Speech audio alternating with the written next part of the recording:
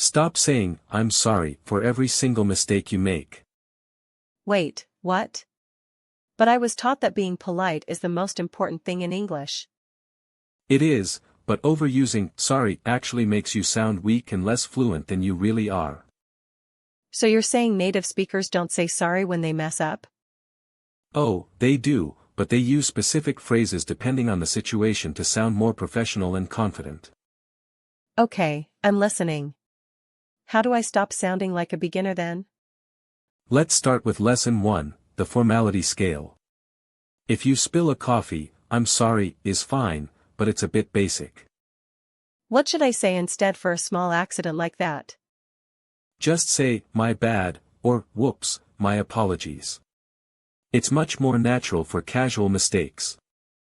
My bad sounds so much cooler. Does that work at the office too? Absolutely not. For the office, you need to level up. Say, "I take full responsibility for this." Whoa, I take full responsibility. That sounds really serious and professional. Exactly. It shows leadership. Now, Lesson 2, never give excuses when you apologize. But what if it wasn't 100% my fault? I want to explain why it happened. Native speakers hate buts in apologies. Instead of, "I'm sorry but the bus was late," say, "I messed up the timing." I messed up sounds very honest. Does it work with a boss? With a boss, use, "I overlooked that detail. It won't happen again."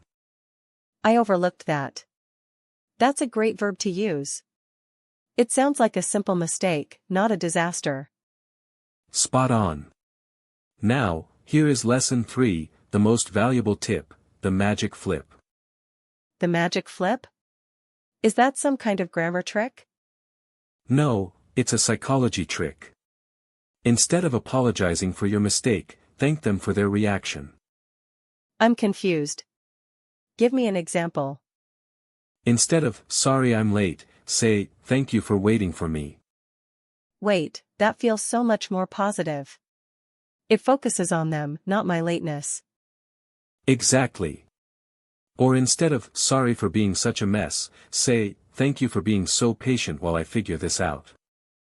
I love that. It totally changes the vibe of the conversation. It's a game changer for your confidence.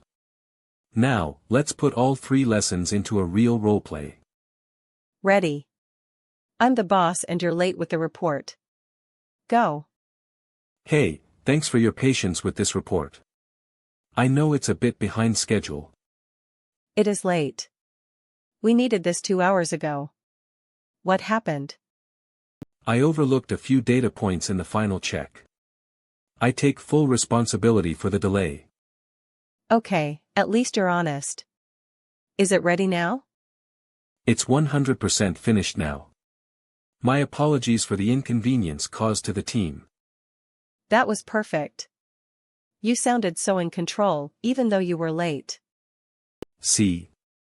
No, I'm sorry 10 times. Just direct and professional. I definitely feel more confident using these phrases already. Now it's your turn, everyone watching. Pause the video right now. Imagine you forgot to reply to an email. What would you say using the magic flip? Write your answer in the comments below. Don't just say, "Sorry for the late reply." I'm going to check the comments to see who got it right. Okay, quick recap.